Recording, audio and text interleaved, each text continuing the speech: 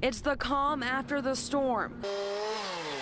Or in this case, the early stages of picking up the pieces after devastation ripped through Carteret County. When we heard it, it was just a high-pitched whistle-like. It sounded like a freight train, and scared the mess out of me.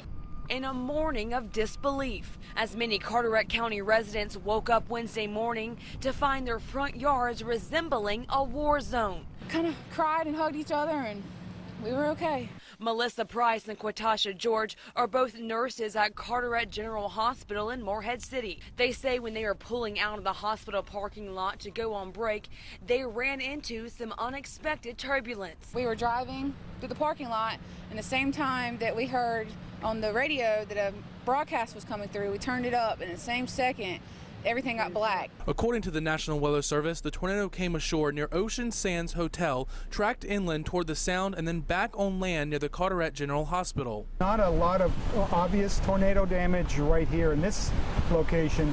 Across the street at the community college, we've had some roof damage there, windows blown out in classrooms.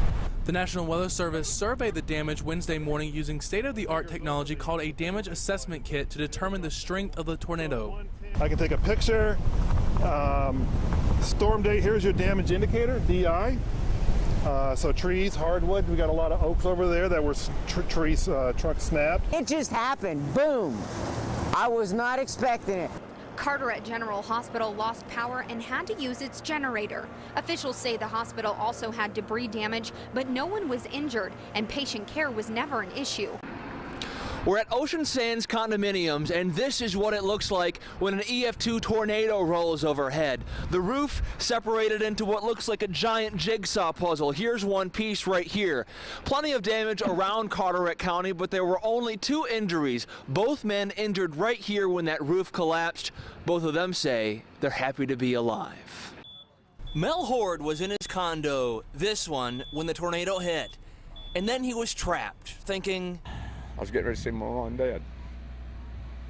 But Horde lived to tell his storm story. But by the grace of God. Go on. Horde was one of 2 people sent to the hospital from Ocean Sands condos in Atlantic Beach. An EF2 tornado hit the complex Tuesday night. The other victim is Bill Fiss. His ears told him that he was in trouble. And I thought, where should I go? And I was like, into the bathroom. And so I run for the bathroom. And before I get there, just an explosion goes off. The windows blow open, and it picks me up and slams me into the door. The condos where they lived are now condemned, and it's so easy to see why. The roof, well, parts of it are now likely over in the Bogue Sound. Each is hoping to find a new place to rent, but they'll be getting into their new homes differently than before. The storm left Horde with a limp.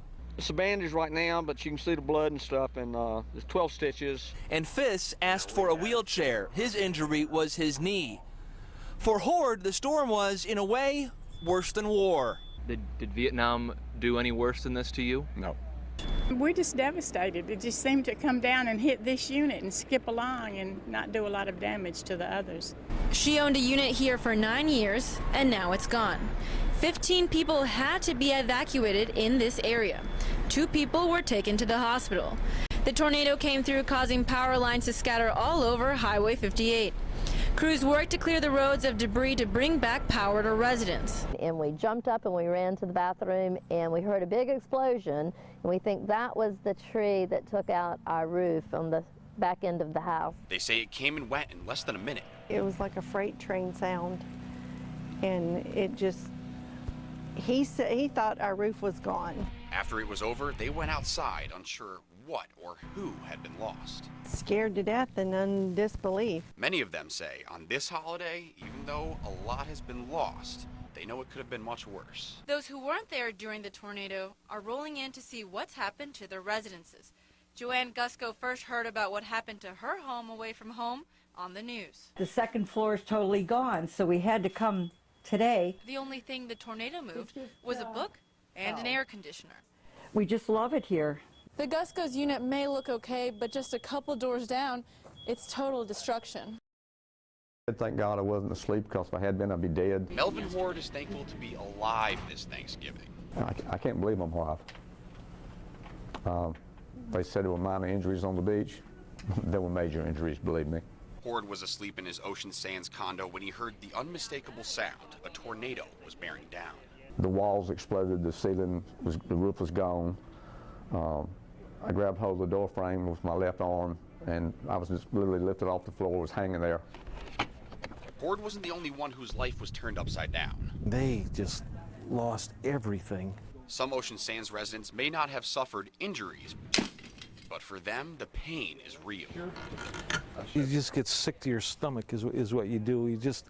You look at it. Despite the obvious dangers, a lot of the owners and tenants have returned to their units to get some of their most valuable or sentimental items. Since Wednesday morning, men and women, a part of the statewide volunteer group, have been cutting down fallen trees and picking up debris from this week's storm.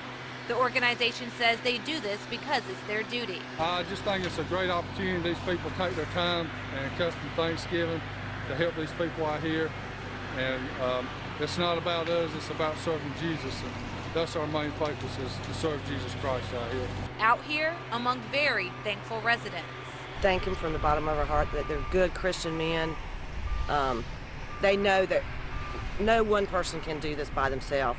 So they just get together as a team and go everywhere and help everybody they can, and I just appreciate it so much. A team of 30 scattered across Morehead City, trying to clean up what this natural disaster left behind.